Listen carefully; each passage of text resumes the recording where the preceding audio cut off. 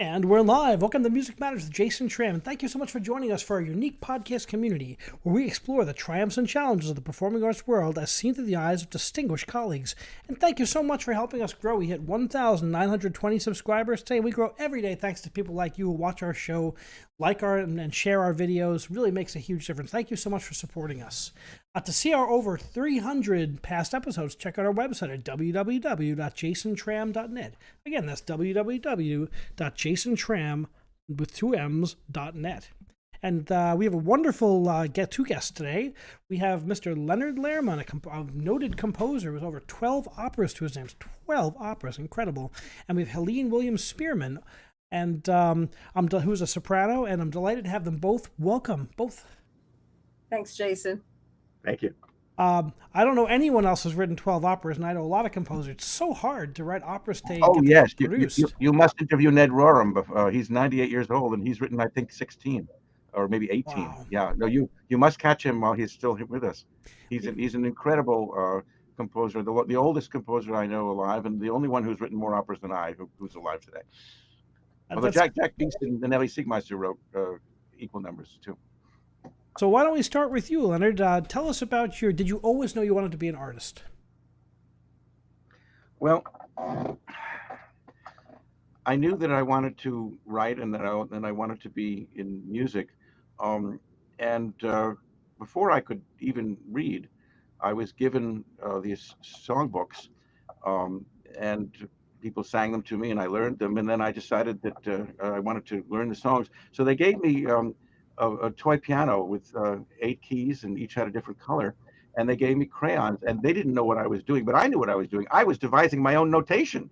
I was putting the colors into the coloring book to remember what the notes sounded like. So I was really writing or trying to write music even before I could read or write anything else. When I was about 8, I started I was improvising a lot, and I wanted to remember the improvisations. I didn't have perfect memory, so I started writing things down, and I played some of my compositions in a recital when I was 11, and then my teacher wanted to take me to her teacher. My teacher was Lenore Anhalt, and she brought me to Vivian Rifkin, the pianist, who was going on tour and was unable to take me as a student. So my mother spoke to her cousin Rose Cabot, who had worked for various left organizations in the 1930s, especially musical ones, and she knew Ellie Siegmeister. She said, "Call Ellie Siegmeister and see what happens." So we called him and went over to his house in Great Neck, and the first thing he said was, "I don't take students as young as 11. I'm teaching at Hofstra and college, takes private students, but not as young as 11." And I said, I looked at his shelf and I saw all these pictures of Toscanini and Metropolis, who'd conducted his works, and all these scores. And I said, "How long would it take to play all of your scores that are on this shelf?" He said, "About a week." And I said, "Well, it'd only take about 45 minutes to play everything that I've written. So would you like to hear it?" I said, "Sure." So I sat down and I played him everything that I'd written from the age of 8 to 11, including a little mini opera that I wrote about pirates, And he said, "Take a walk around the block." And he said to my parents, "I'll take him." Wow. Yeah. And by the way, here's a picture of him with me at the piano that we still have. And he became my mentor. I did over 100 concerts of works of his over the years. And he introduced me to the works of Mark Blitzstein, 21 of which I've completed. And he, on his deathbed, he said, "I know that if I leave anything unfinished, you'll finish it." He said, "You're not. I'm not going to call you my disciple because I don't believe in doctrine, but you're my continuator." Continuator. Yes, he said, "You're my continuator." Continuator. That's a great word. The Continuator is the title of my autobiography in progress. And there'll be a chapter on Siegmeister, of course, and one on his teacher, Nadia Boulanger, and one on Mark Blitzstein. Leonard Bernstein said to Richard Flusser at one point, Leonard Lehrman is Mark Blitzstein's Dibuk, meaning a spirit that will not accept unfulfilled promises until they are fulfilled. And that's Wow. my That's life some is musical together. lineage there. Now, you got to study with Nadia Boulanger on a Fulbright, is that correct? I studied with her in Fontainebleau in the summer of 1969. I went over there, and I had been studying with Siegmeister for 7 years and 3 summers, as well as at Harvard for 2 years. And she said, have you studied harmony? Oui, mademoiselle. And have you studied counterpoint? Oui. And how many parts? 2 and 3. Oh, it is not enough. We must do 4 and 5 this summer. And that's what we did. Okay. So after I completed the four-part counterpoint is, all these 5 species, but 5-part counterpoint is only 1 species. It's really not that difficult. And after I finished that, I was interested in studying fugue. They did not have a course in it at Harvard, but I wanted to study it. So they had a course in 18th century counterpoint, which included fugue to some extent.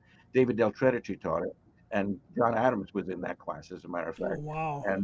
And David and I played as a duet a fugue that Ellie Siegmeister had written for his cantata "I Have a Dream," which I remembered later because it's based on um, John Donne's "No Man is an Island, We Cannot Walk Alone," taken from Dr. King's speech. And I wondered years later whether John Adams had remembered that when he wrote the only thing of his that I really like listening to, which is the monologue at the end of the first act of Dr. Atomic, which is inspired by John Donne and Benjamin Britten to some extent. So anyhow, I wanted to study fugue, and I applied for a Fulbright grant, and I got a French government grant, which is a slightly lesser level, but it was enough to take me to Paris to study fugue with Nadia Boulanger, and I studied that in Paris. Um, and she said at one point, Lehrman is working like a demon, because she knew that I was working very late and basically covered a year's work in the 3 months. Oh. And after that, I said, what should I do now? She said, what do you want? So I completed a violin concerto that I had started but left incomplete. I started in 1970, and summer in Bennington I brought it up, and uh, it was the third one was only started, but I decided to finish it in Paris. I finished it on New Year's Eve, 1971. Actually, I had to do, since I had left it, I wasn't quite sure where it was going. So I did a very rigorous Schumpeterian analysis of it, and figured out what the tonal expectations that I'd created were, and then fulfilled them right for writing the third movement. And Boulanger was very enthusiastic about it. She said, "I'm going to get Régis Pasquier to play it," and she called him, and she said, "Oh yes, yes, yes." And then he looked at it and said, "No, c'est impossible." I'd written very, very difficult and very high things, and so they called Alain Mouliat, another violinist, and he came and he played it through with me. And he said, "Oh, it's très difficile." So he said that he would practice it, and then we'd have another rehearsal, and then he canceled every Ah. rehearsal. And in the day of the concert that was scheduled at the Salle Pleyel, he telegrammed in that he was sick with nephrite in the south of France, and he could not make it. So you know what I did? This was my only chance to do a real concert in Paris at the Salle Pleyel with um, uh, other Boursiers du Gourmand Français, other recipients of the grants from all over the world. I decided to play what amounted to the French premiere, Paris premiere of Elie Siegmeister's Second Piano Sonata, which Hmm. is very, very strong, violent work that has plucked strings and all kinds of things in it. And of course, Siegmeister was delighted, And I did this because he had been Boulanger's student, and he'd sent me there. So I figured that was a way of repaying a debt to some extent. So I have to ask, So that I've never, was never. sorry, finish up. Your face is frozen. I didn't know that you were speaking. Uh, there you are. Okay. So the Violin Concerto was never performed in Europe, but it did have performances in this country. Janet Packer, wonderful violinist from Boston, originally from Rochester, but then she became dean of the graduate school at Langy. She took it upon herself to spend a year learning it, and she performed it with me twice at Cornell, once at MIT, and once at Exeter, um, with her, where it was hosted by her brother Michael Packer, who later became a stockbroker, and I only learned after Janet died very prematurely, was killed in 9/11. Her brother. But it was very well received. We did it on a program with Mozart and Brahms, and then years later, it was done by Cyrus Stevens at my 50th birthday concert at the Bryant Library in 1999, and then Daniel Hyman learned it. He did one movement at my 70th birthday concert at the Oyster Bay Library, and then he learned the whole thing to do in our latest concert, which was on June 21st. We've been doing concerts on Zoom since the pandemic. We call it the blessing that came with the curse, because we've been living in Valley Stream now since 1999, and it's one of the few libraries where we've never performed because they didn't have a performing space. Came the pandemic, they started doing Zoom programs. They said, how would you like to have a Zoom concert series? We've done 17 for Beethoven's birthday, and then we did 10 last year and 6 this year, including this most recent one on June 21st. They were all on YouTube because we recorded everything in advance, and then made it unlisted until the day of the concert, and then did the broadcast, the commentary live, and then put everything on, made everything public afterwards.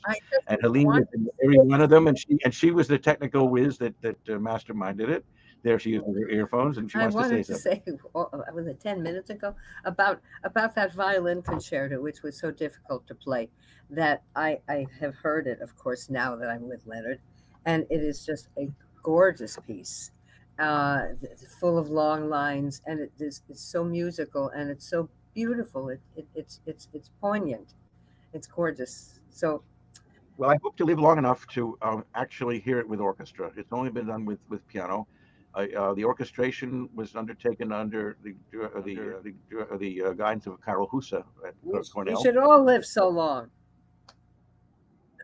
It was a master's thesis, and the engraving was done on what was then called a music typewriter. This is before computers, so we don't have the access to the parts. They would have to be created. It would be a major undertaking.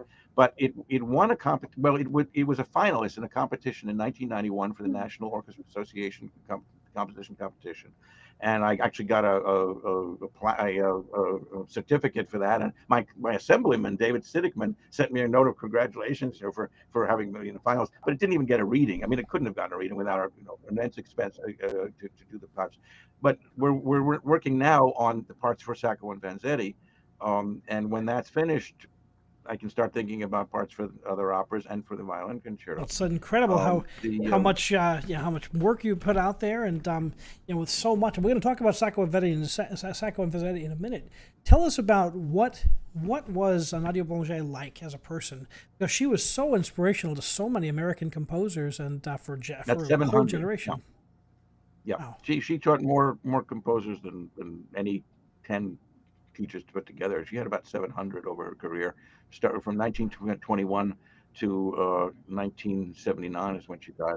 I was there visiting the summer that she died, and she was quite incredible. I got to her, of course, rather late in her life when she was blind and she couldn't see letters that were smaller than about that high.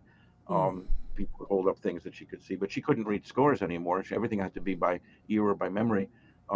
So one of the things that I did after my Violin Concerto was I analyzed Mark Blitzstein's last begun opera, Idiots First, which Leonard Bernstein had said he wanted to finish, but didn't for emotional reasons. And I analyzed it with Siegmeister, and then I analyzed it with Boulanger. Now with Boulanger, it took 3 weeks because I had to play it for her, and she kept stopping me to make sure that she understood everything. She could only, hear; she could not see. But she was really quite supportive of that idea. And of course, Blitzstein was one of her favorite students because in 1958 he wrote a beautiful article for Modern Music about her sister, Lily Boulanger, and she was really grateful and very warm toward him all the rest of his life, because he was killed in 1964 in Martinique, and left a great deal of his work unfinished or sketched. And as I say, I've worked on and adapted or completed 21 of those pieces. Wow. The one that is coming up is Sacco and Vanzetti. Um, should we talk about that? Well, you wanted to hear more about Boulanger. All right, I'm going to tell you We're a gonna get. We story or have two. plenty of time to dig. I really want to spend time on the Sacco and Vanzetti, but can finish up on Blue. I'm fascinated by her as a person. Well, um, she spoke with a very strong French accent, but she absolutely refused to speak French to anyone that was not a French speaker. She'd rather murder your language than have you murder hers. Typical French attitude. And she spoke very fast and just always had something to say. No matter what it was. And she well, one of the ways that she would intimidate, and this was part of her ethic of teaching, was that you have to put you in your place so that you listen to her. She would say, "Oh, this reminds me of the fugue in G sharp minor, the fifth book of the Westminster. Do you know it? Yes, play it. Well, I don't know it by. Oh, you do not know it by heart. Well, when I was 12 years old, I knew the Clivier by heart, and she did. She was, and so I'll tell you a unique story though. She asked us to write a motet, and I decided to set to music two sentences from Monsieur Crush Antidépendant by Claude Debussy, who was actually one of her mentors in a way, and she knew Monsieur Crush pretty well. And the text went. Il faut chercher la discipline dans la liberté et non dans les formules d'une philosophie devenue caduque et bonne pour les faibles. N'écoutez les conseils de personne, sinon du vent qui passe et nous raconte l'histoire du monde. You're going to translate? And the translation is one must search for uh, it will search for discipline in liberty, in freedom, and not in the formulas, the outworn formulas that have become that are fit only for the feeble-minded. Uh, do not listen to the counsel, the advice of anybody except the wind, which Good advice blows even today. I thought that holds true, right? and tells the story, the history of the world. So it's a marvelous text, and I set it to music, and it was sung a cappella by Diane Loeb, who was the cousin of Bob Levin, and Robert Morrison, and Hugh Robertson. Hugh Robertson was the grandson of Fyodor Shalyapin, and Oh wow. the only one that I know who studied with Boulanger for the amount of time that she said one needed to study, which is 12 years. He studied with her for 12 years. And after he finished, she threw him out and he committed suicide. Oh, It was very sad. But he was a brilliant composer, and he could play and he could sing, and he sang in that trio that we sang for her at the and oh, I should tell you that in the middle, in between those two French sentences, I had them singing the syllables N on the note A, and on the note D they sing I, and then it's spelled out Nadia Boulanger. Okay, but the thing is, of course, she wouldn't recognize that, but because to her A is not A, it's La. It's do re mi fa sol la ti. They don't do A B C D E F G the way we do. So she didn't recognize that, but all the students were in on the joke. They oh, that's heard great. Nadia. Okay, so at the end of that, she said, "Don't you tell you? She had us do it again," and then she said, "Oh, yes. Well, I never thought I would hear Monsieur Crush set to music. It reminds me of the time when I was in Fauré's class, Oh, and and Ravel came in, and he had set to music l'histoire naturelle of Jules Renard, and Fauré said, "Oh, I never thought I would hear l'histoire naturelle set to music." It is not the same, but anyway. But we will talk about this in the lesson later. So in the lesson later, she said to me, "Well, it was very interesting, but why do you set a motet in French? I was thinking maybe you would set it in Latin." And I said to her, "Well, mademoiselle, I'm very comfortable writing music to text in English and French and Russian and Hebrew, but not so much in Latin." "Oh, but why?" "Well, I'm Jewish, mademoiselle." "Oh, but in your art, don't you feel even a little bit Catholic?" Well, I've dined out on that for 50 years now. What a fascinating story. I mean, we talk about this idea of this continuator. You were around some of the greatest minds in the field for so long, and people like my generation and younger, they've only read these names in books. So you have so much to teach and to talk about. Well, I did write two books, one about uh, Blitzstein and one about Siegmeister. I have them here. Unfortunately, they're very expensive, and I don't have very many copies. But this is the when it came out. It's 345 pages. It's the longest biobibliography written about an American composer. Came out for Blitzstein's centennial in 2005, and then for Siegmeister's centennial in 2009. Just before that, in 2008, before January, uh, this came out.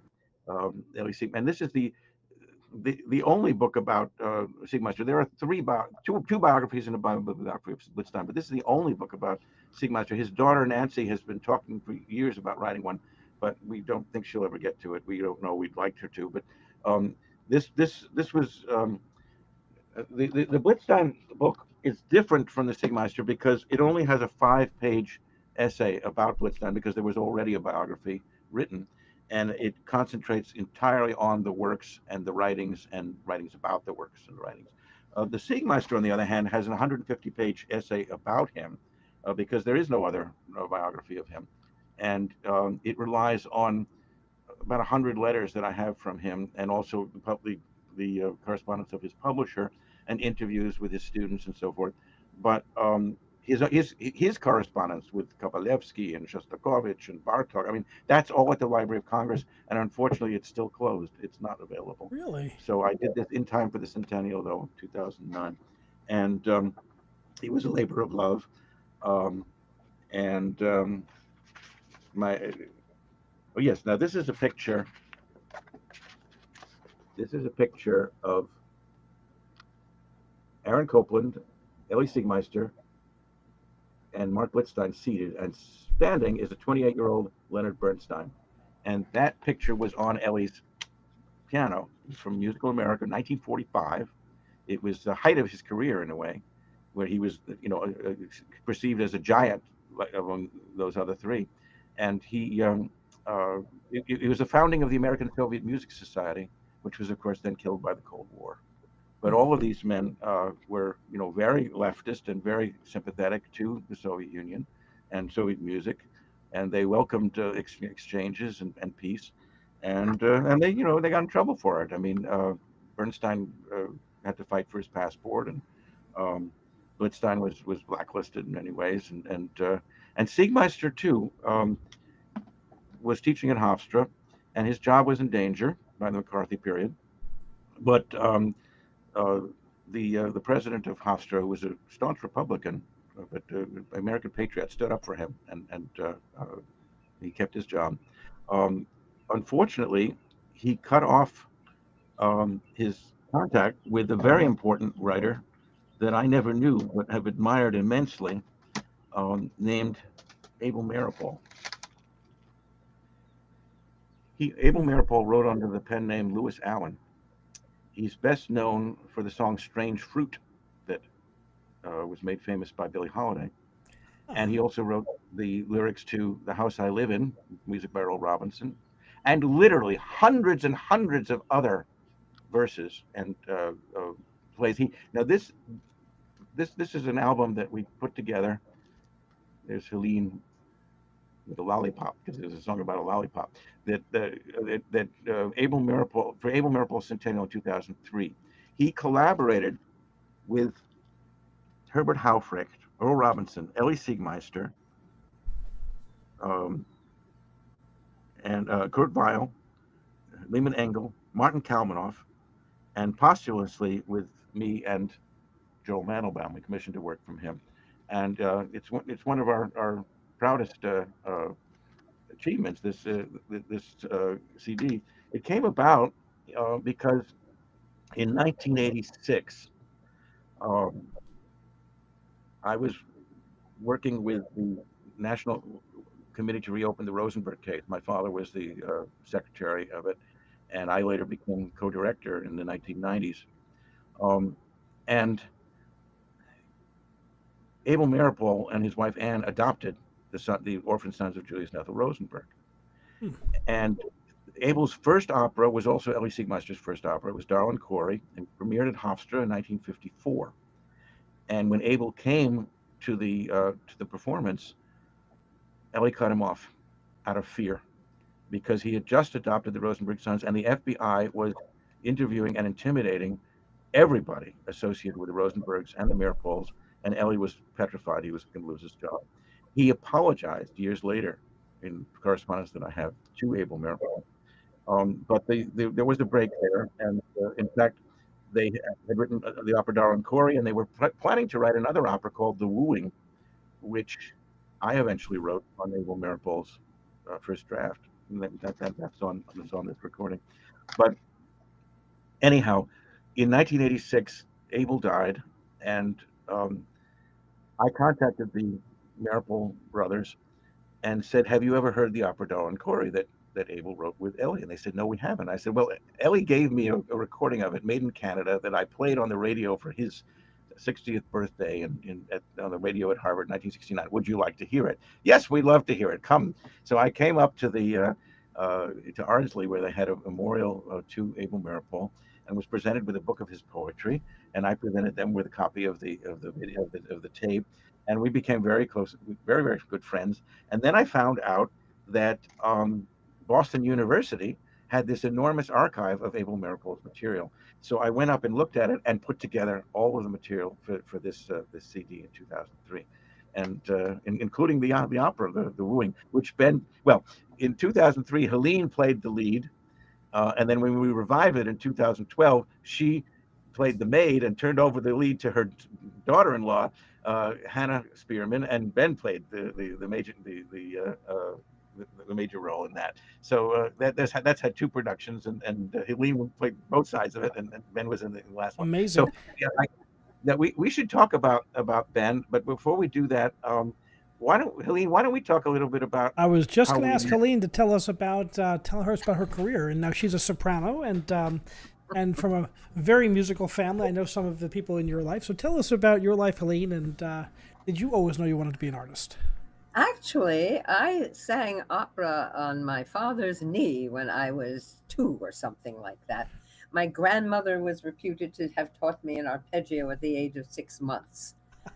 So, and there is a lot of music in both sides of my family. My uncle, my mother's brother, wrote tenderly, and was a fabulous pianist. And my father's side, yes, dear. And my father's side also were full of musicians. I was doing genealogy and noticed that one of his brothers had put down musician on his immigration application, which I'm sure didn't get him. He ended up life working as a gas station manager and stuff like that. But everybody was musical. And then I met Michael Spearman, who was also musical, from a musical family with people I could name when can't at the moment. And we had Benjamin, and Benjamin was intensely musical, sitting Tell me about the Shepherd and the Rock. well, yeah, of course he was. I was almost not. I was basically 9 months pregnant when a friend needed an extra piece of music at his wedding, and he was a clarinet player, and so we did Shepherd on the Shepherd on the Rock. Rock by Schubert. And Yep, of course. Sleepers, there it goes. And Ben kicks at the high note. Thank you so much. So But he was responding to classical music even in the womb. It's all about But timing. he would sit in his room playing, and we'd have opera rehearsals in the house. We founded the Bronx Opera Company, and this was we were doing Freischütz, and he would just memorize everything when he was just in the back and hear it. He's still extremely musical, and he's a fabulous stage director. And Absolutely. I We've so enjoyed looking having him forward. on the show not too long ago, and we had a great Yeah, time. We we have a enjoyed million watching mutual that. friends. Yeah, yeah, yeah, yeah, yeah, yeah. Anyway, then I decided I needed to support my habit, and I started working in offices, and well, actually before, and one thing led to another, and then I met Dibbett here. My No, no, no, dibble. no. It turns out to You're be my skipping something dibble. important. You're skipping Yes. something important. What? In 1977, I came to New York.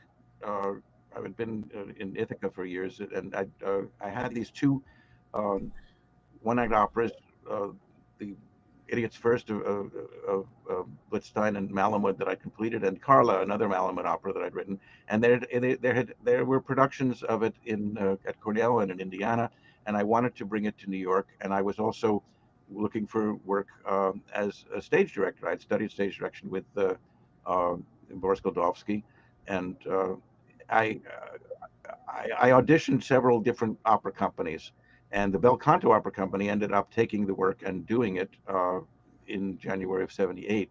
But one of the companies in January of '77 that I met with was the Bronx Opera Company, and Ah, I think Ben must have been what, 8, something like that, or 7. We don't Um, mention that.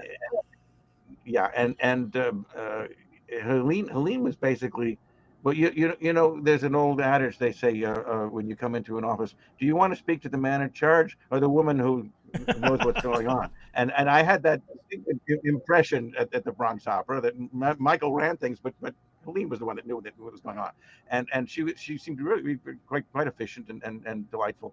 And they didn't. I auditioned as a composer and as a and not as a conductor, but as a stage director, and they had a very fine stage director, Charlie Conduct. They didn't really need me, but they kept in mind and on file. And 10 years later, after I'd been in Europe 7 years and come back with a piece about Emma Goldman, inspired by Howard Zinn, I was auditioning, and Helene remembered me.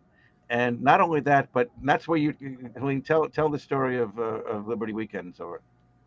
Yeah, right. So I was doing office work and doing auditions and stuff, and I would constantly be typed out because I'm here. I'm a lyric soprano, and but I'm looking for Broadway work, and I moved, but I didn't really dance, and I didn't look like the standard American girl. I had a character look about me, but I just didn't fit any category until Liberty Weekend opening ceremonies came along, and I went in and aced that audition. Singers who can move. I was an ethnic type, and they cast me in the chorus role of the rabbi's wife. So I said, okay, now we're Jewish. We know about this. And so Leonard ran an ad in backstage that called for someone to play Emma Goldman. Oh, Jewish. In a musical portrait of Emma Goldman. Oh, music. Okay. So check and check. and then it turned out to be Leonard Lehrman. And I said, oh, Leonard, I called him up. Leonard Lehrman, do you remember me? And he said, oh, do I? Or something like that. Well, she said my name is Helene Williams, but I used to be Spearman. I said, oh, yes, I remember you.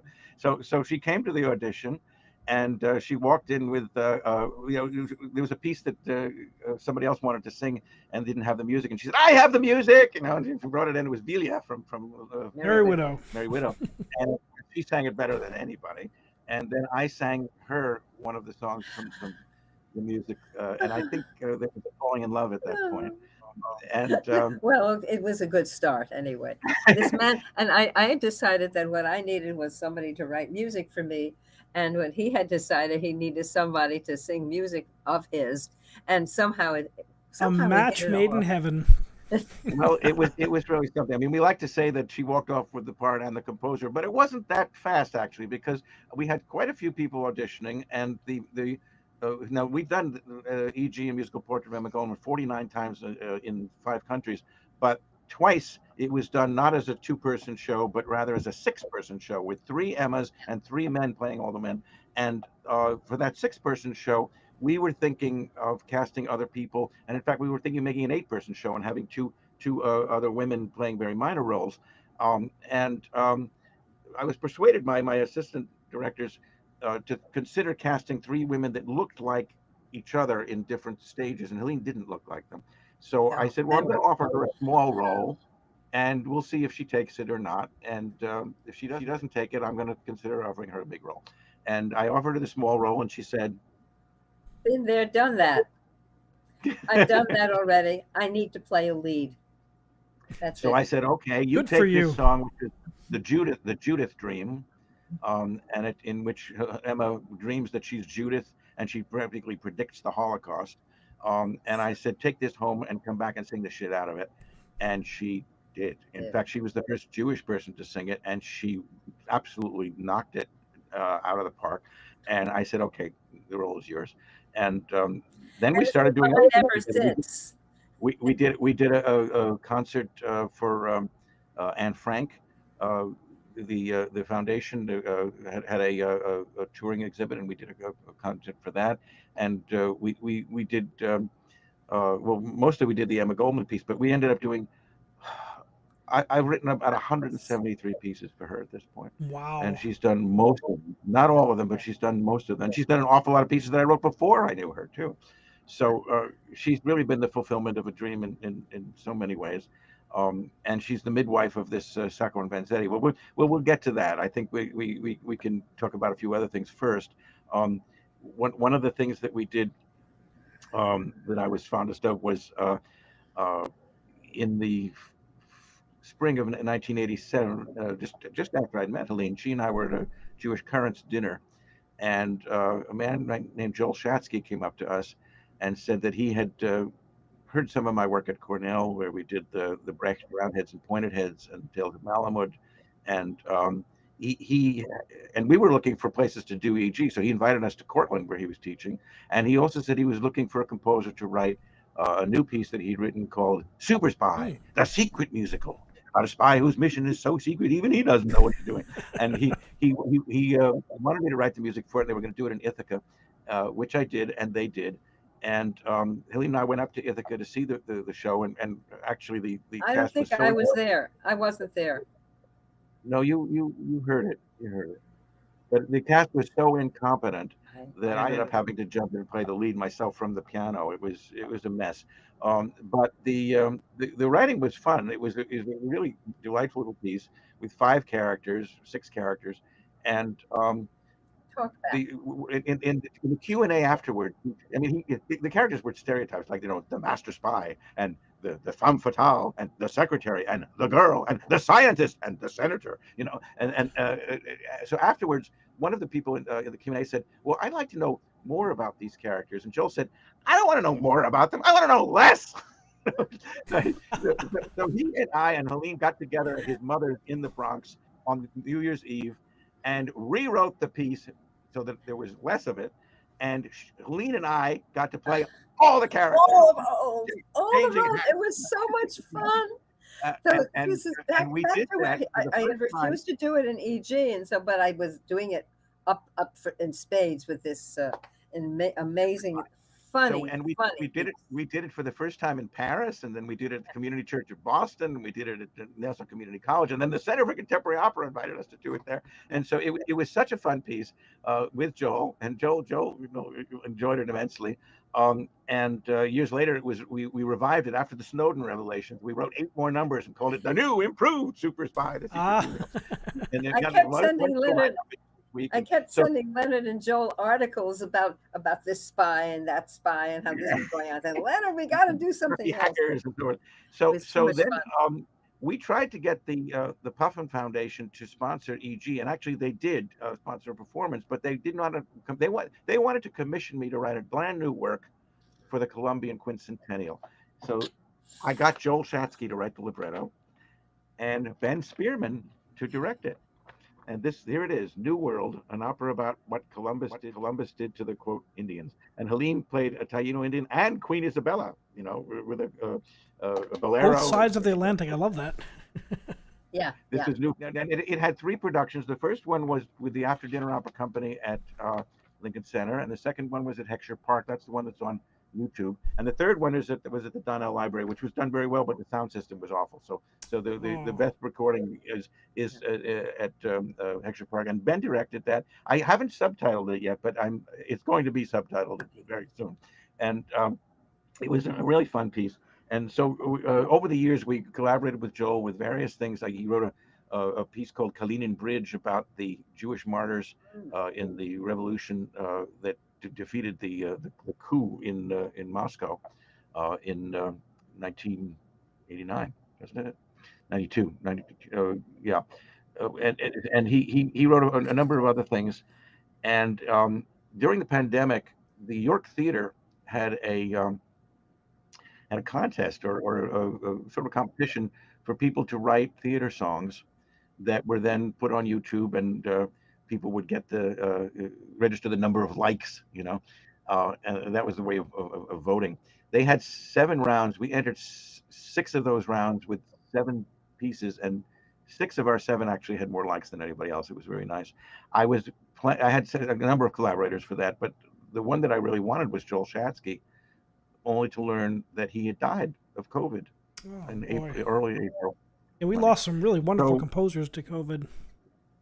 yeah, so Joel was not available, and he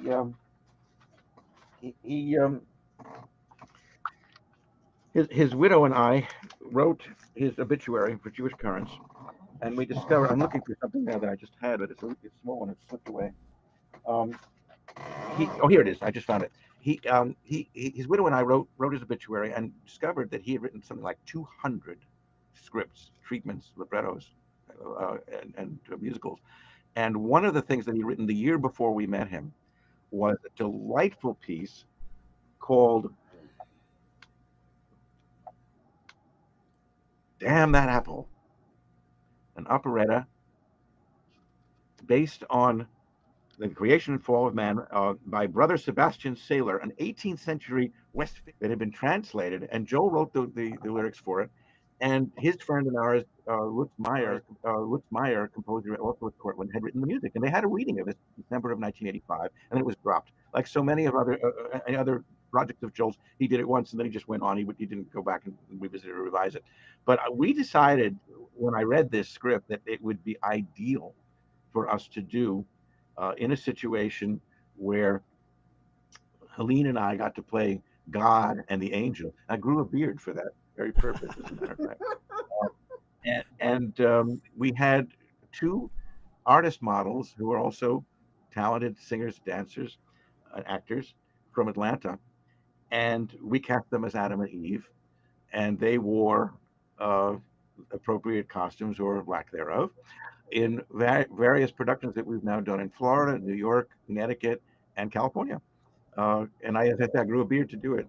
It must be so much fun. And It must be such a blessing to work with your significant other. That must have been such a blessing throughout your career. Tell us about that. to Oh work my with God. Yeah. To work with to Helene. work. It was Oh, amazing that, in a sense, Leonard is my Dybbuk, because well, I, no, I'm Svengali. pardon me, Dybbuk, unfulfilled wishes. I had taken a course for on-camera commercial stuff, and the guy who taught that also taught something called treasure mapping. So my treasure map had included CDs and performances and being very, very busy. And guess what? Here he is. That's exactly it. I've got all these Well, CDs. I can. since you mentioned the CDs, let's talk about that. This was one of the first that we did. It's called Colleen Williams Sings Songs of Love, and it was music by members of the Long Island Composers Alliance, of which I was the president from 1991 to 1998. And then we did a sequel called Colleen Williams More Sings songs of Songs love. of Love.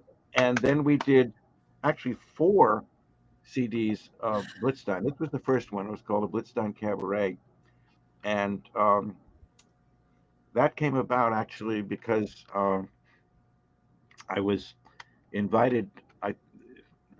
There was a production of 2 of Blitzstein's works that I had actually directed in their Boston premieres.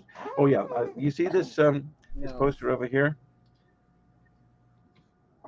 Sure. Can you see that? It says uninhibited. It says actors who can sing, singers who can act, uninhibited casting. That's what it says. And it was for a production of at Harvard of The Mermaid, The Harpies, and Trouble in Tahiti. And The Mermaid was Ellie Siegmeister's Mermaid in Lock Number 7. The Harpies was an opera by Mark Blitzstein that he'd written in the 30s, but it was only premiered in the 50s by Hugh Ross at Manhattan School. And the Trouble in Tahiti was, of course, Bernstein's very well-known one act that was dedicated to Blitzstein. And this was the plan. We were going to do this at Harvard, and we had this beautiful poster for auditioning, and there was going to be nudity involved in it because, I mean, it was very, much the style to do nudity at that point. Hair had been banned in Boston, and Alan Dershowitz had taken it all the way to the Supreme Court and got it unbanned. So this was a thing that we felt we could do and we wanted to do. So then what happened with that production is, though, I rewrote the libretto of The Mermaid in Lock Number 7 to make it a feminist tract, and Siegmeister was all in favor of it, but he said, you have to get the approval of my librettist, Edward Mabley. So I drove up to Westchester and showed it to him, and he said, no, this is a fairy tale. No, don't do this. Don't make it political. No, I'm not going to let you do it. So instead of the Mermaid in Lock Number 7, we did a work called I've Got the Tune, which was an autobiographical radio song play that Blitzstein had written in the 30s. Lenya was in it and originally, and in fact, I got to meet Lenya and talk to her about it afterwards. And that was so it became an evening in memory of Mark Blitzstein, because it was 2 Boston premieres of his and Trouble in Tahiti dedicated to him. And Bernstein came, and not only did he come, but he yelled "Bravo" at the end of the first act and the third act. And where's my? Just a minute now. Here it is. My father snapped a picture of him. And that evening, I asked him about completing Idiots first, and he said, "You want to complete Idiots first? I'm going to try." I said, and he took me in his arms and said, "God bless you." I felt like I'd been anointed, And then on January 17th, 1974, I played it for him, and he signed this picture that my father had taken of him coming up and taking my hand at the curtain call, and it says, "From Leonard to Leonard, von Herz zu Herz." Leonard Bernstein. Wow.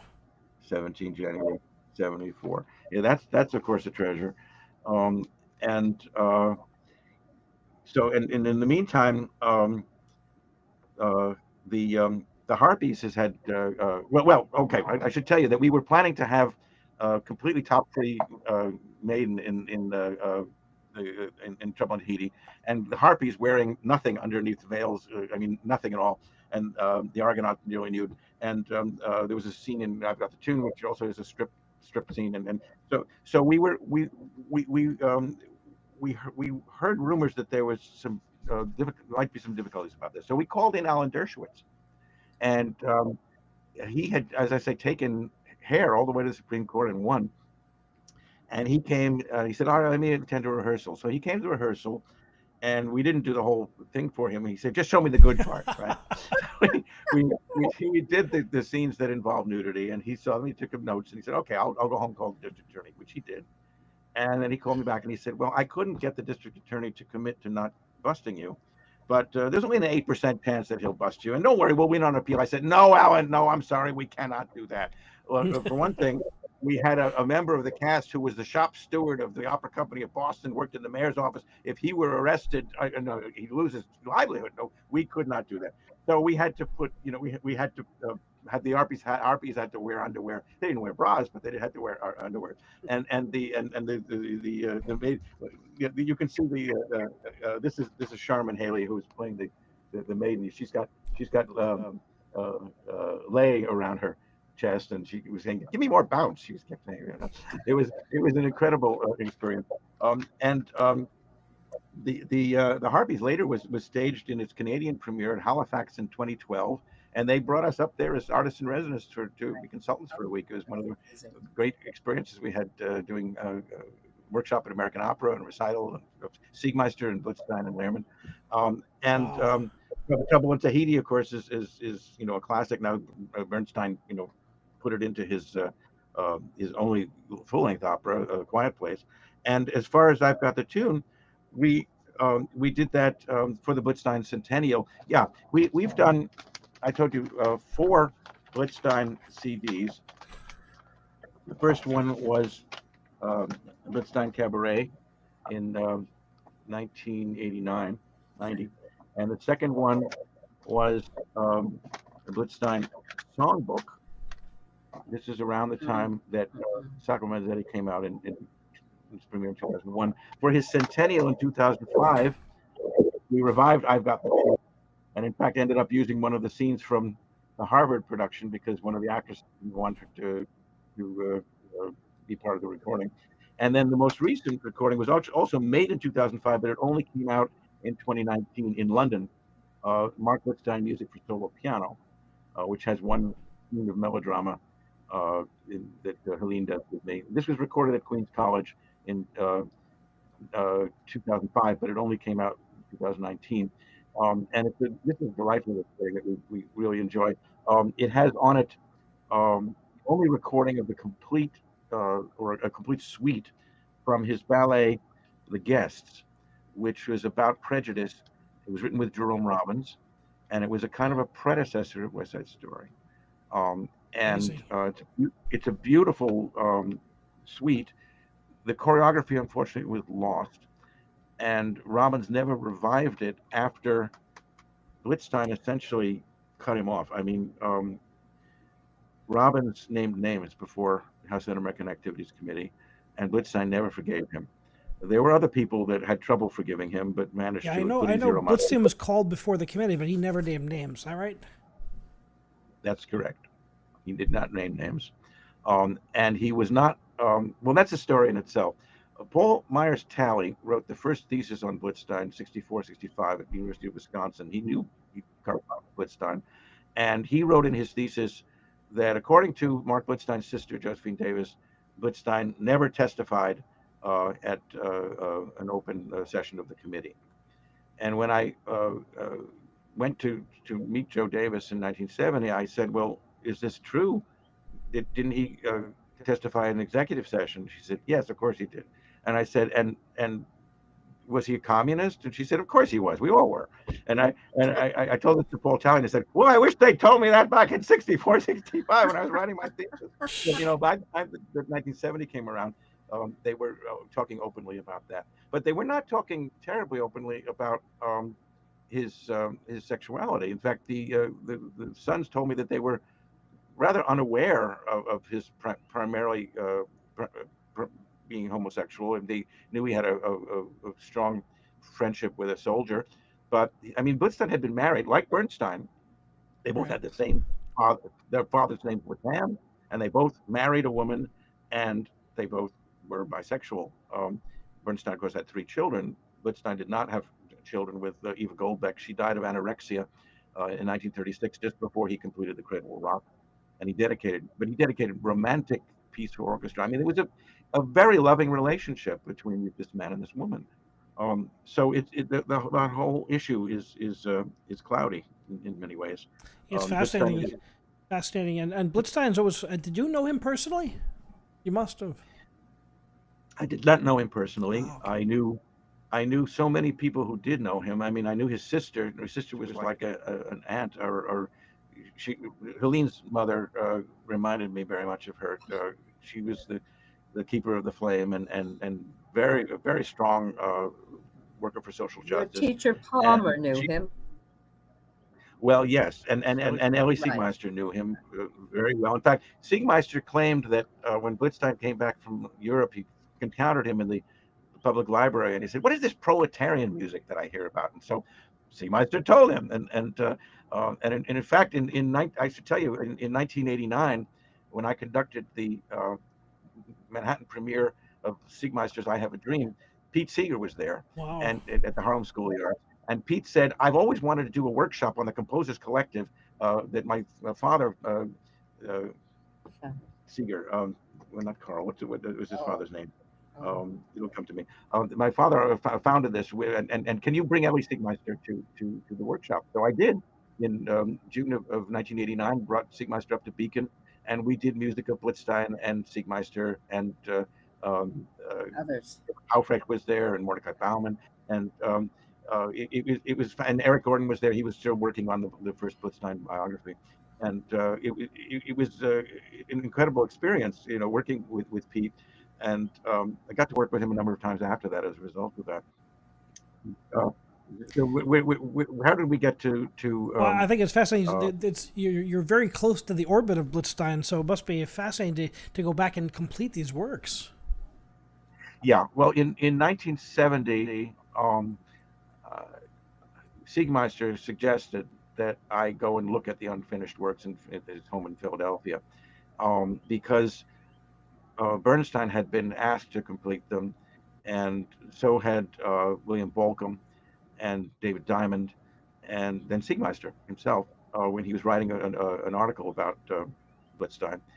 And he felt that the works could be finished, but that he didn't have time to take away from his own work. But he knew that I had done the Cradle Will Rock. Oh yes, when I did the Cradle Will Rock at Harvard, it was only the second Boston production, and Bernstein heard about it and said, "I'm glad somebody at Harvard still has taste." That's what I heard that he said. Wow. And so I knew that he knew who I was, but even before I met him, that was in November of '69. I met him December 2nd, '69. In fact, he was supposed to conduct a chorus rehearsal of the Boston Symphony Orchestra chorus for the Beethoven Ninth that night, and he ended up spending not just dinner but the entire night with us until 3 o'clock in the morning. He was talking about Blitzstein and music theater and his own work, and so when he signed this from Leonard von Herz to Herz, he said to me, "I hope you recognize the quote from Beethoven's Ninth." Just, that was the night that we met, and he was supposed to be conducting Beethoven's Ninth. So, um, so anyway, I keep skipping around, but in 1970, I saw these works, and the thing that struck me immediately was I had just finished a song cycle on Carl Shapiro's The Bourgeois Poet. I had selected 8 songs, very much like what I'm doing now with this Labyrinth of Love by Louis Untermeyer, which was dedicated to H.L. Mencken and inspired by um, Otto Birnbaum, a German poet of 1901. And I had finished this cycle and brought it up to the Bennington Composer Conference, and there was a passage in it that was very much harmonically extremely close to what Blitzstein had been writing in the climactic scene of his opera Idiot's First, which he had just started. And I said, I could have written this.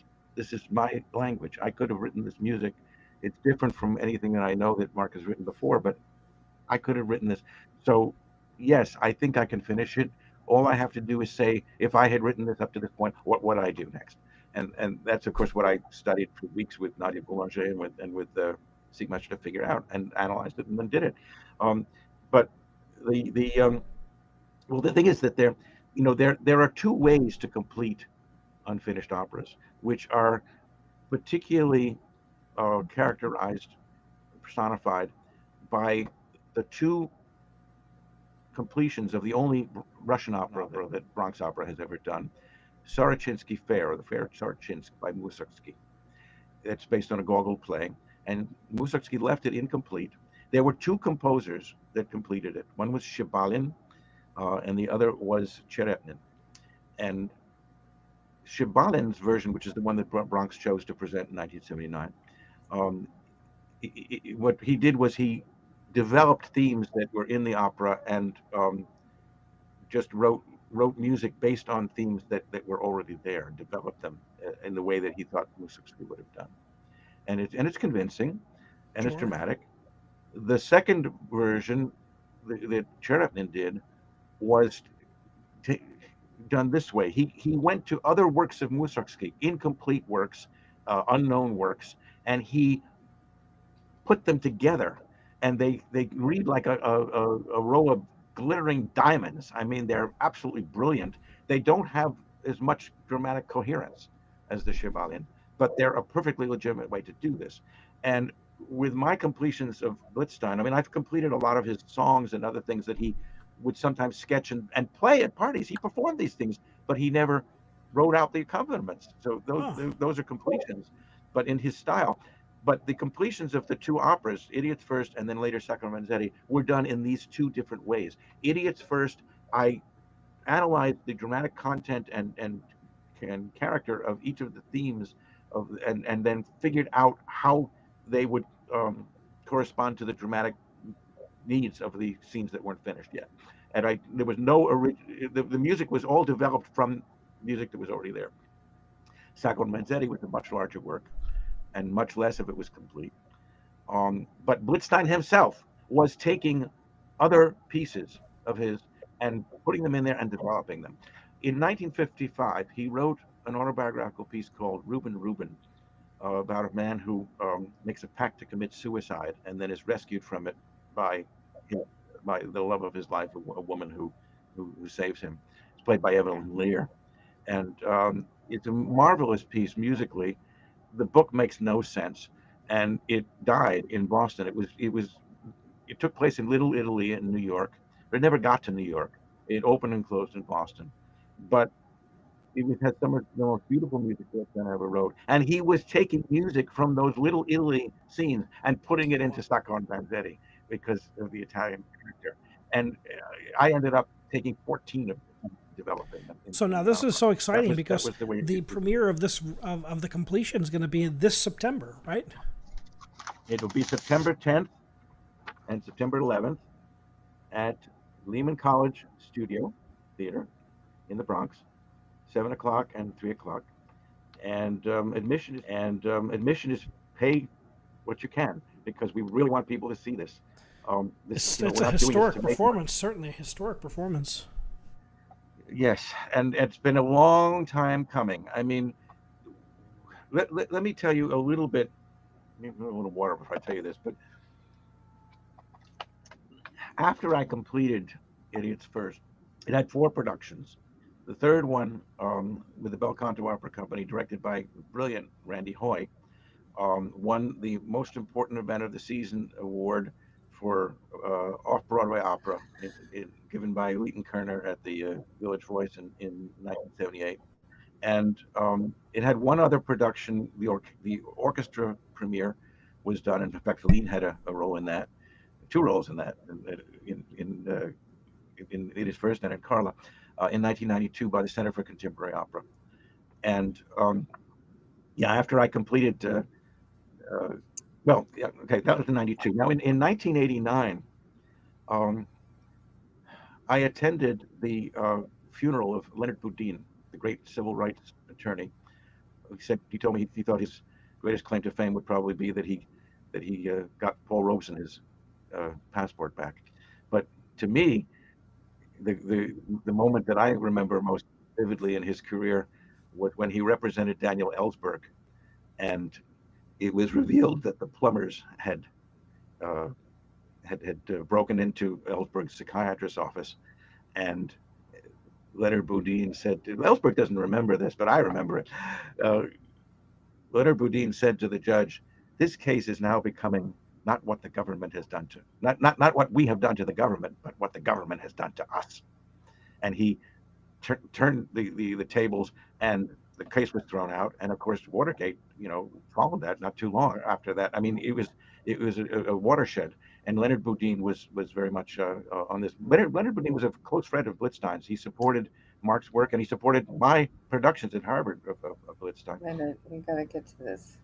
And his daughter Kathy Boudin, of course, was arrested in the Brinks robbery and pleaded guilty, and her husband David Gilbert pleaded not guilty, and he was given a very long sentence, finally commuted by Governor Andrew Cuomo just before he left office. I got to visit David Gilbert in prison. I never met Kathy Boudin. No, I never got to know Kathy Boudin. I met her once at David Dellinger's memorial, which I attended. Pete Seeger introduced me to her. Wow. And when she died on May 1st of this year, I read that she had written a lot of poetry. And I know Chesa Boudin. I've heard him speak, and he's one of the few public figures that writes back to me when I write to him immediately. And I said I would like to see some of her poetry, maybe set it to music. He said that would be wonderful. So he sent me a beautiful poem, one of the most beautiful poems I ever read, about a solar eclipse on his 37th birthday that they experienced together, and her recalling what it was like to give birth to him. Gorgeous poem. I set it to music.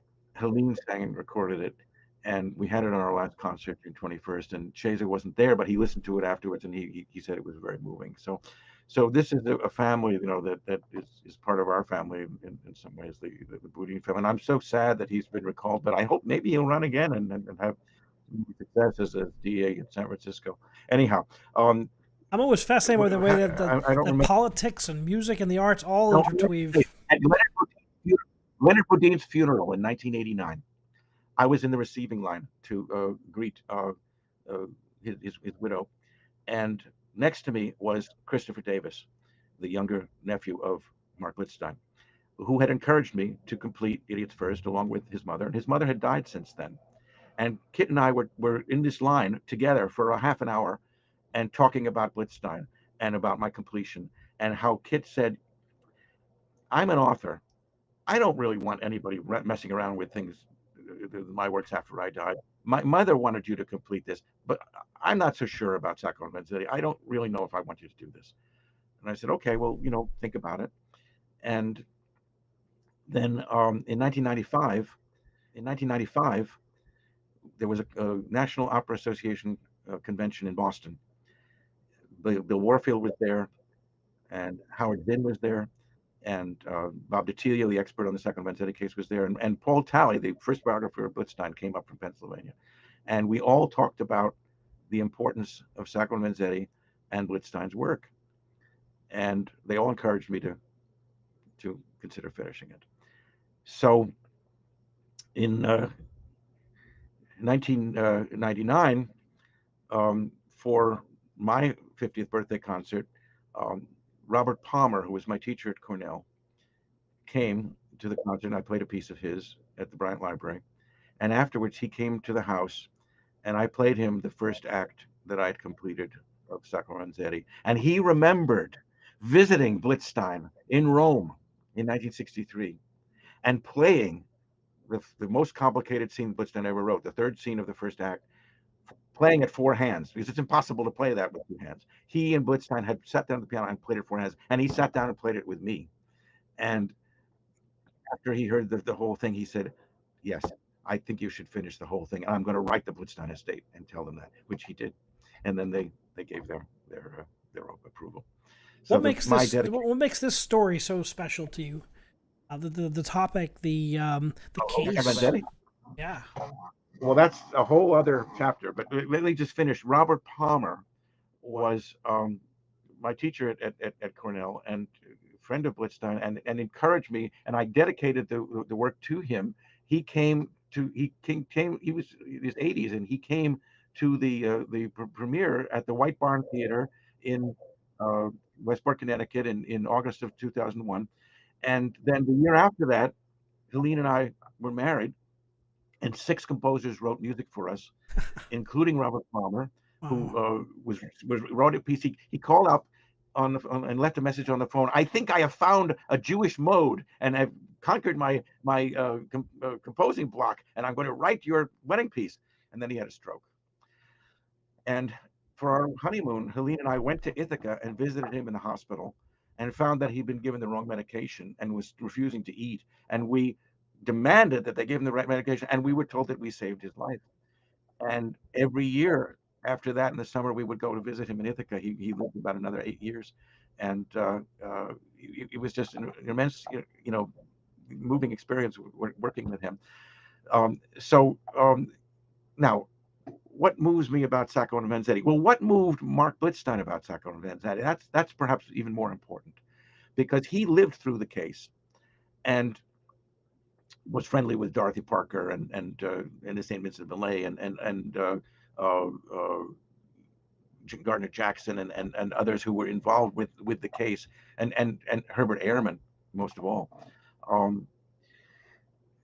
Herbert Ehrman wrote the definitive book about how Sacco and Vanzetti were not guilty. The Joe Morelli gang was guilty, and convinced Blitzstein that all the rumors of the possible guilt were just hogwash. Anyway, in 1930, Blitzstein was in Dubrovnik, in Croatia, and he wrote this immense opera called The Condemned, based on Sacco and Vanzetti, where every character was a chorus. And the idea was to have it done with a mass performance in the Soviet Union. He had a composer named Coates who was trying to present it to Mayakovsky. Well, it didn't work. It never happened. It was never performed. And gradually he used parts of that for different works over the years. But then in 1959, the Metropolitan Opera decided to, the Ford Foundation commissioned, and the Metropolitan Opera optioned a new work of his. and he decided it was going to be Sacco and Vanzetti. And his sister Jo told me, as he was writing about Sacco and Vanzetti, he was thinking of the Rosenbergs, who had been executed for a crime they didn't commit just 6 years earlier. And so, as I told you, I mean, I have this relation to the Rosenbergs through Ellie Siegmeister and Abel Mirapol and so forth, and the committee. And in 1988, the committee and my father's foundation commissioned this cantata, We Are Innocent, based on the death house letters of Julia Smith of Rosenberg. Helene, and this has had 13 performances, one with orchestra, several with chorus, and Helene has always been Ethel Rosenberg. We've had a number of different Juliuses, but Helene is my Ethel. Ethel was her mother's name, as a matter of fact. So that was the beginning of my involvement with that case. And in fact, at the end of the opera Sacco and Vanzetti, the defendants assert, "Always remember, we are innocent." And I have a direct quote from the cantata in that. So That's an amazing there are confluence of the arts and the history and all these incredible legal cases. And what can this teach us today? well, the Innocence Project is very important. Um, in 2001, when we did the opera at the White Barn Theater, we had a program, and Governor Mike Dukakis, who exonerated Sacco and Vanzetti on the 50th anniversary of the death in 1977, was scheduled to come, but he had grandchildren visiting. He was unable to come, but he did write a very lovely letter to us, a message from Michael Dukakis, and you see the signature below.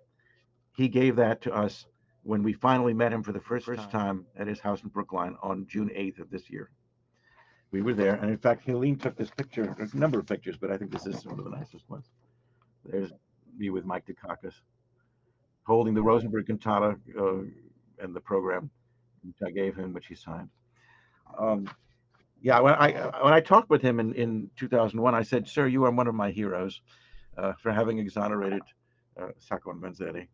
And yes, he said, I didn't pardon them, I exonerated them. Pardoning them would have meant they were guilty. Right. And there's not enough implies evidence guilt. to be able to he must be assumed innocent. And his speech of exoneration was translated into Italian and engraved in stone and on an 8-foot high black monument over Sacco's grave in Torre Maggiore, which we visited. And his niece Fernanda showed us around there, and this was I had fun telling Mike Dukakis this story. When we were there in 2000, they said to us, "Michael Dukakis ran for president, didn't he?" I said, "Yes." "Why didn't he win?" Well, I said, some people said, thinking Willie Horton and others, some people said he pardoned too many people, and they immediately thought Sacco and Vanzetti, and they thought, "Oh my God, Tony Maggiore has become the center of the world," you know. So they asked us to we gave a little concert, which included some excerpts from the opera and other Italian pieces, and they gave us this plaque.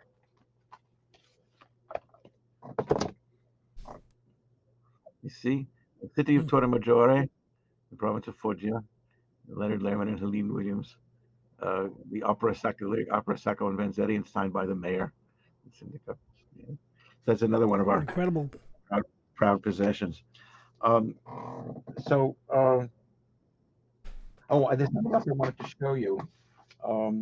This is in the libretto that Theodore Presser publishes, and right at the beginning, they show an excerpt from Herbert Ehrman's book. Now, Herbert Ehrman, as I said, was one of the assisting attorneys on the case. He lived in Brookline. He's a neighbor of Mike Dukakis and a consultant for Mark Blitzstein. And I think he can be credited with convincing both Blitzstein and Dukakis of the innocence of the defendant. And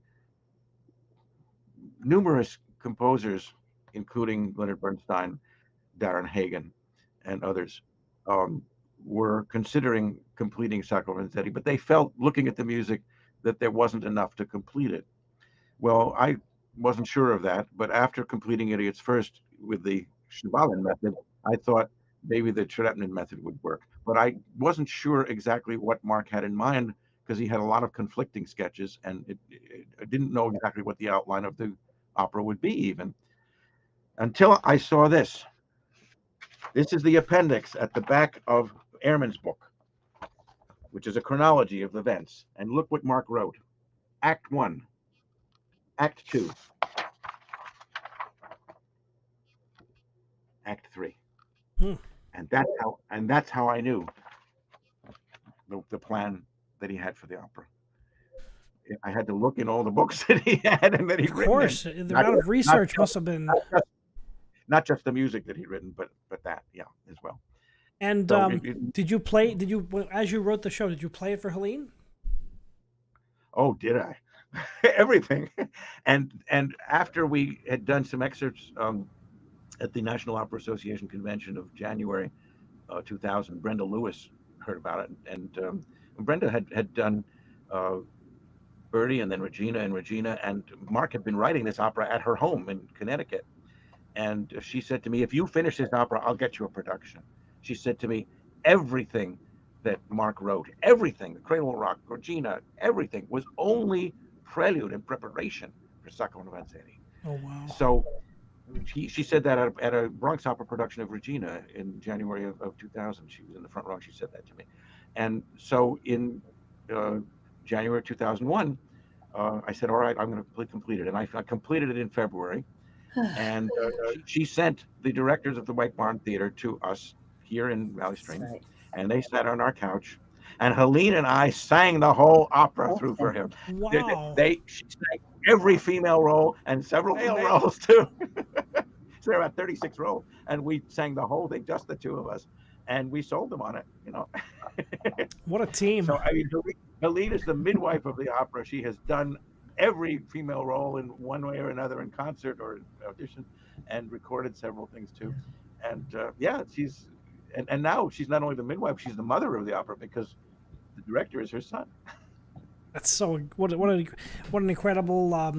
I can't wait to see this myself. I think this is really historically important. I think it's very timely, for society. Yeah. I mean, so much here. So, Helene, tell us what it's going to be like to sit in the audience. Wait. One thing I remember now, I wanted to tell you about the conversation with Dukakis, because sure. in 2001, when I spoke to him on the phone, he said, I exonerated them, I didn't pardon them. And he said, I was very proud, he said, that the laws were changed in Massachusetts as the result of this case. And I asked him about it again when we saw him on June 8th, and he's 88 years old now. He couldn't quite remember what he was referring to 21 years ago. But we just got a video from David Rothhauser made in 2004 where he interviews Judge Peter Agnes, and Judge Agnes spells it out exactly what Dukakis was talking about in 2001. There was a law changed in 1939 such that judges did not get to rule on appeals about their own prejudices, which is what the judge in the Sacco and Vanzetti case did. He denied every motion for a new trial or an appeal, including one involving his own prejudice. That's absurd, but that's the way the law was in 1927. In 1939, they changed that law. And the other thing that they changed was in 1984, thanks in large part to the efforts of Herbert Ehrman and his widow, Sarah Ehrman, to whom that 2004 film was dedicated.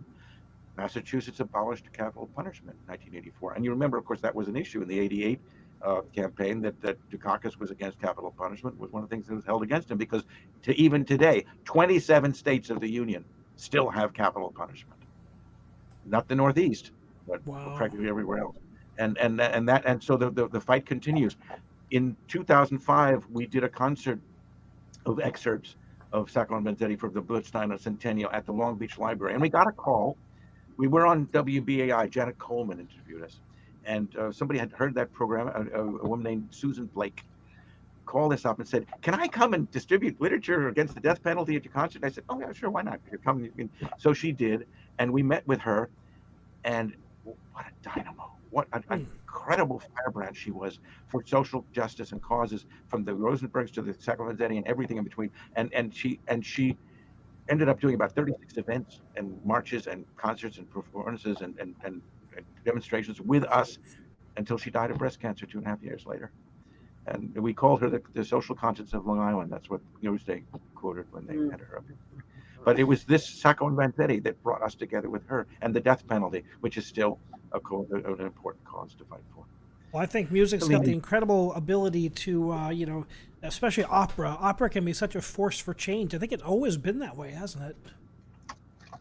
Well, yes, the Belgian Revolution was caused by La Muette de Portici. The people stormed the barricades right after the final curtain on that. That's credited with having started that revolution, at least in part. I want to tell you one other story about my first musical about atomic testing. Colleen, did you want to say something before I get into that?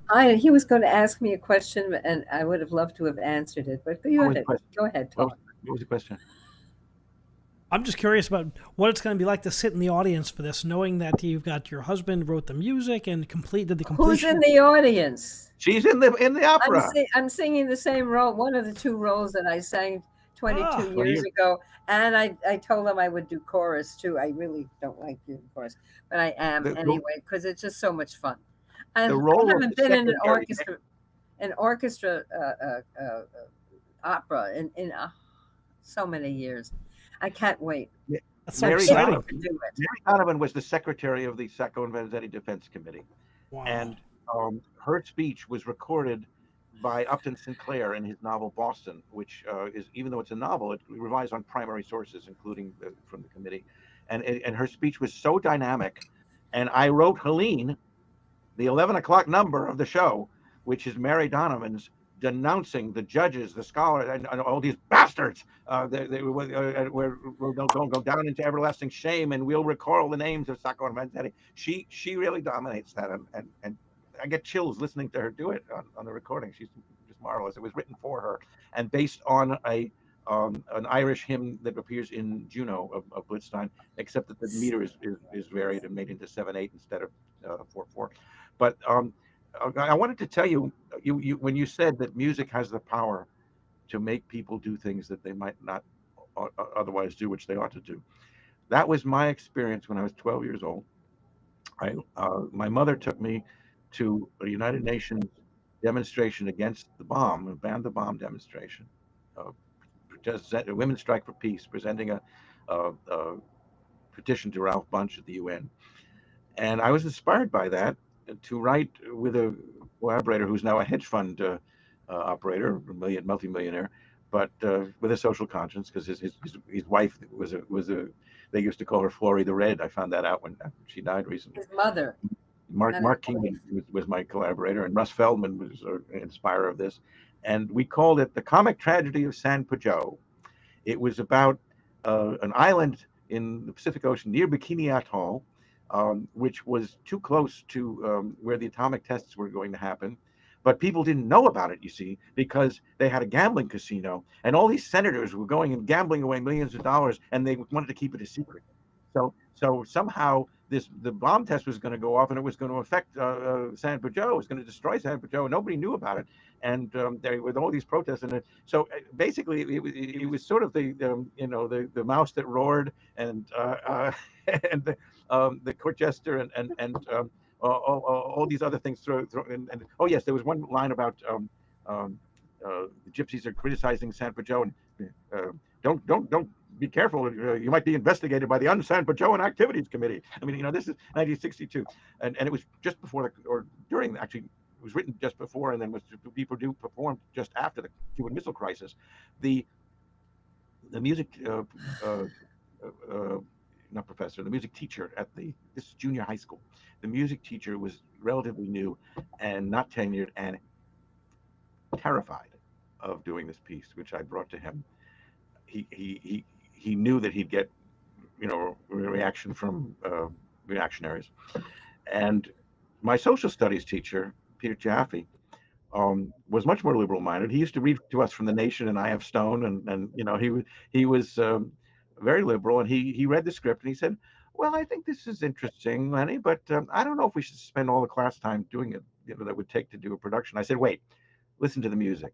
And I did what I did with Siegmeister. I sat down, I played him the 45-minute score. And he said, "Lenny, we're going to do it." So there you have it. the power of music to get people to do what they ought to do that they might not otherwise. I think that is incredibly powerful, and I think that that throughout the centuries, opera has a way of crystallizing ideas and concepts and presenting it, and can make social. Well, the change. Marriage of Figaro is credited with the French Revolution, right? Well, I can't wait to see this premiere. It's a September. What are the exact dates? September 10th at 7 p.m., September 11th at 3 p.m. And Lehman is very easy to get to from any part of New York City. It's right off the subway stop. The campus is a block from the subway, and then you walk into this lovely tree-lined campus with beautiful buildings. It's just a treat. I have so many. I sang with the Bronx Opera a million years ago. We talked about this on the show with Ben, and Ben remembers the run we did because the cover was at Yankee Stadium, and the guy got sick, so he didn't get the message. So it was like he still remembered that performance because his dad was so angry. What was the opera? The opera was Carl Nielsen's Masquerada. Oh, you were in Masquerada. Oh my! I was in the ensemble before I became a conductor. I was a kid. And I was singing, and it was a pleasure to work with. And now I see Ben Spearman every year on the Lincoln Center Messiah sing. I conduct on that every year, and we sit next to each other, and he's just it's just a small world. Oh yeah. Well, it's been such a pleasure to meet you both. You're such fascinating people, and I can't wait to see this opera now. And I think this is a real historic moment. I think Blitzstein's music is so important, and I think to spend how long did it take to finish the work? How long did it take to finish it? 25 years. Yeah, it's an incredible labor of love. He got to know all of Blitzstein's music, and so it was very. I'm not speaking for him, but to me, is this music would fit this situation, and so it's holistic. Powerful. Really what would you tell Mark Blitzstein, Leonard, if you could say something to him? What would you say to him? Well, I would hope that he would approve of what his nephews approved, which is the fact that the case, when he was working on it, was still considered an open case. The legislature was debating whether to have a pardon of Sacco and Vanzetti, and the debates were so pompous and pretentious. He wrote a whole scene showing their pompousness and pretentiousness. And then, 13 years later, Michael Dukakis preempted all that by exonerating them. And I felt, and his nephews felt, that were Mark alive at that time, he would have thrown out the legislature scene, which is what I did, and put Michael Dukakis' exoneration at the end. And I would hope that he would approve of that, because his nephews are writers in their own. I mean, Kit Davis is a novelist, and he wrote me a note that he thoroughly approved of the draft that I sent him of the libretto. And I should tell you, I haven't told you, and this is, I think, important to know. It's been a very, very long uphill battle and hard road for this. I told you about how Kit initially was hesitant in '89, and then in '95, the National Opera Association started to get behind it, and then in '99, Robert Palmer, and in 2001, Brenda Lewis. But the performances took place August 17, 18, and 19, 2001 at the White Barn Theater. And two things happened after that were horrendous. First of all, of course, there was 9/11 just weeks later. And can you imagine after that trying to get an opera company to do an opera with the anarchists as antagonists, as protagonists, and the law enforcement as villains? It was impossible for years. But worse than that, Opera News Opera News had reviewed Tales of Malamud in 1976 and at Indiana, and in 1978 at Bel Canto, and in 1992 at Center for Contemporary Opera at NYU. And David Schengold, the reviewer, called me and told me that he was coming to review, and then he called me back and said, "No, you're not doing it with orchestra, so they have a new policy. We're not reviewing it. I said, all right. Oh, Several other reviewers came, wrote rave reviews, but one fellow who shall live That in symposium. who shall live in ignominy, um, named Joe Honig. He later died of renal cancer. oh, Poetic justice. This bastard came to the symposium that we had with Robert Palmer, Joan Pizer, Brenda Lewis, Anton Coppola on the afternoon of the second performance. And he didn't even stay for the performance, but he wrote a diatribe in Opera News called Dead Man Writing or something like that, and in which he castigated the whole idea of the opera. Um, got a fellow in England, John Jansen, to call Sacco and Vanzetti thugs, and that I was masquerading Blitzstein's work for my own, for Blitzstein's or Blitzstein. It wasn't clear, but he was totally against the whole thing, and he hadn't even attended the goddamn performance. Opera News received and printed what they themselves called a storm of protest. 14 letters orchestrated by yours truly. They printed 5 of them, and the rest were posted online. Robert Palmer wrote, saying that it reminded him of the time that Olin Downs reviewed a piece of his without even hearing it. You know, and the Blitzstein estate wrote, we supported this because there's no other way that this beautiful music would have been heard otherwise. And how dare this man write such a thing without even hearing the music? So I mean, it was just horrendous. But Opera News, which, as I said, had written favorably about everything I'd done until that time, has not written one word about me since. We're hopefully they'll review to, this production. I hope they do trying come. desperately to get them to come to this performance, because damn it, it's with orchestra finally. It's costing us thousands and thousands of dollars, but we're doing it. Absolutely. And they should send their damn reviewers. And the other thing is that there were several other near misses. Kent Nagano was presented the opera by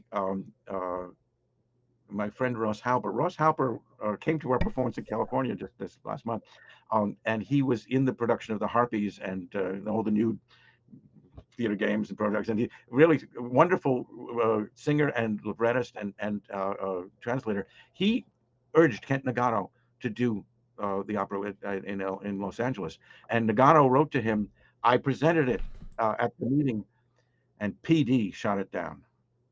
Placido Domingo. Probably because there was no role for him. He was too old for it, to play Sacco. Years ago, he could have been a very good Sacco, but he's too old. So that was shot down. Then Karen Saillant runs an opera out of Philadelphia where they do a new opera every year in Italy with a children's chorus. Sure, she's been on the show actually too. You've had her on the show. I had her on the show. Well, I wrote to her telling her I was going to be on your show. She hasn't answered yet because there was on the 80th anniversary of the Cradle Will Rock, which was 2016, a plaque was hammered to the house of where Mark Blitzstein had grown up in Philadelphia. There was a ceremony, and I was there and performed some of Blitzstein's work and talked about him. And they suggested that I get in touch with Karen Saillant in Philadelphia, that she might be interested in doing the opera. And she was. Not only was she announced that it was going to be done in August of 2018. That was the end of the, or that was the same month as the Bernstein Centennial. And she was planning to do that. And she announced that she was going to do it in Italy. And we started preparing for it. And then some of her people in Italy, a very provincial town in Italy, I don't remember the name of it, wrote to her, oh dear, this music is so difficult. Oh, it's so distant. Oh, our patrons will walk out. They're not going to listen to this. Oh, no, we can't do this. And she succumbed to that and canceled it. I think she did another work about, because even on her website, you can see that she's announcing the premiere of Sacco and Vanzetti, but it doesn't say anything about Blitzstein or Lehrman, because I think she got somebody else to write another work about Sacco and Vanzetti, some Italian. I don't know what it was, but it was with children's chorus. Maybe it was just a little piece. I don't know. I've written to her and she hasn't responded. But that was another near miss. And then on that night in December 5th, 1970, at Lowell House in Harvard, where Bernstein yelled "Bravo," One of the people in the audience was a fellow whom you probably know, a rather well-known tenor and opera director, Peter Sure. Cazares. Sure. Okay. Well, he was in the Bronx Opera production of Search and Be Fair in '79, as a matter of fact. And of course, he worked with Bernstein, and he remembered that night. And he and I got in contact, and he sent me his conductor, Neil Stolberg, who spent some hours with me studying the score. And Peter said, we want to do this with orchestra at UCLA in February 2022. Well, then came the pandemic, and everything was either postponed or canceled.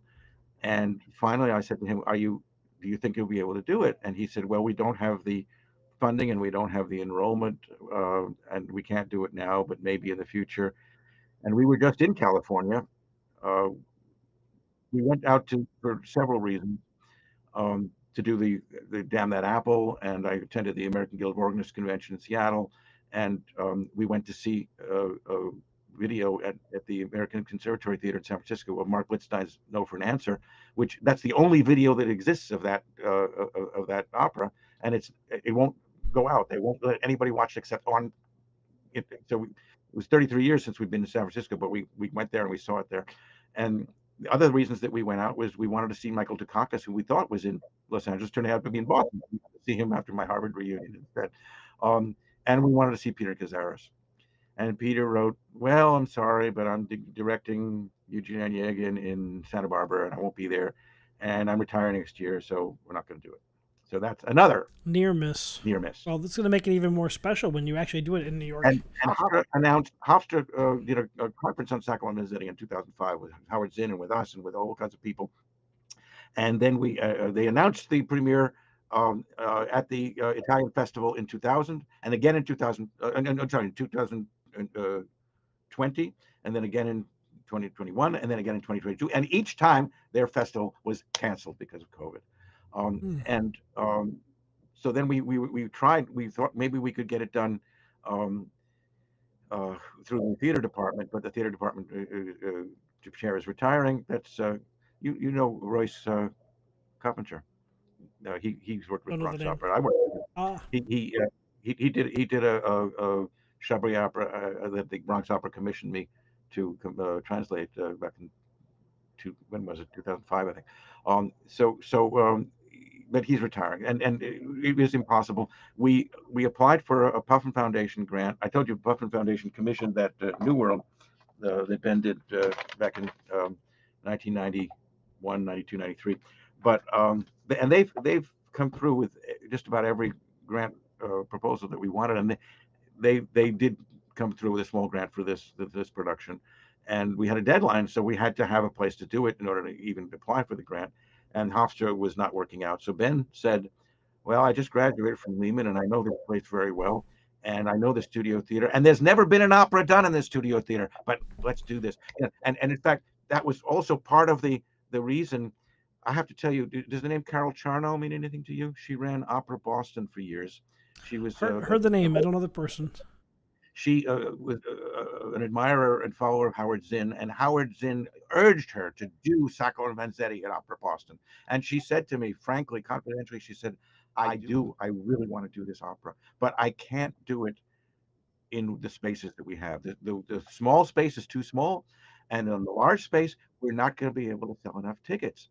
And in fact, she was right, because they did the Consul and the Crucible in the large space, and they went bankrupt. They weren't even able to sell enough tickets for standard American operas, let alone something new and different. So Ben had the brilliant idea that the studio theater is big enough and small enough. There are only 100 seats. If it's only half full, it won't feel like it's empty, but we're hoping, of course, it'll be full. And there's enough room, barely enough room, but there's enough room for this opera, which is an enormous opera. This is not the Threepenny Opera you can do with a dozen instruments. This is more like Mahagani. The orchestra is a minimum of 27 instruments. And we've got 20 in the cast. The last time around, we had a cast of 12. The chorus was 8. This time it's 16. And we had the first chorus rehearsal the other night, and it's going to be an incredible sound. And like nothing that stage has ever heard before, but it's big enough we can do it. Well, this is going to be so exciting. September 10th and 11th. And And it's going to be an important event. You got the the completion of Sacco and Vanzetti, Blitzstein, and Lehrman. And thank you both for being here today. This has really been a very, very interesting conversation. I think this is an exciting event, and I can't wait to be there. Thank you. We really enjoyed talking with you, Jason, and we enjoy meeting you. We've enjoyed watching you today and on other interviews, but we hope to meet you in the flesh September 10th or 11th. It's going to be an exciting day indeed. Which performance you're coming to, and we'll be thrilled to welcome you.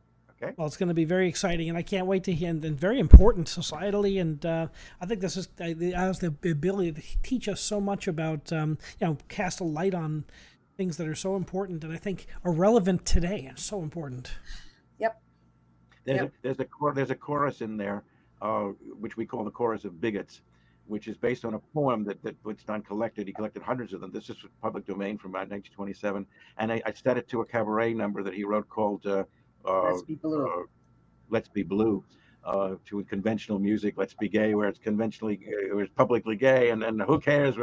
And what the people are singing is, what's the fuss that they're making about them guys? They should be. Who cares whether they done it or not? Let them try. Let them die. It's not every wop that gets the president of Harvard to throw the switch on him. I mean, these are the fascists that we saw on January 6th. They're still with us, and they'll be on stage. And it's Charlottesville. Charlottesville, yeah. Charlottesville. Jews will not replace. Okay. It. Yeah. I wish you both all the best. Okay. Thank you, Jason. Thank you so much. All the best. Thanks for having us. Thank you for joining us on Music Matters. And remember, keep music alive.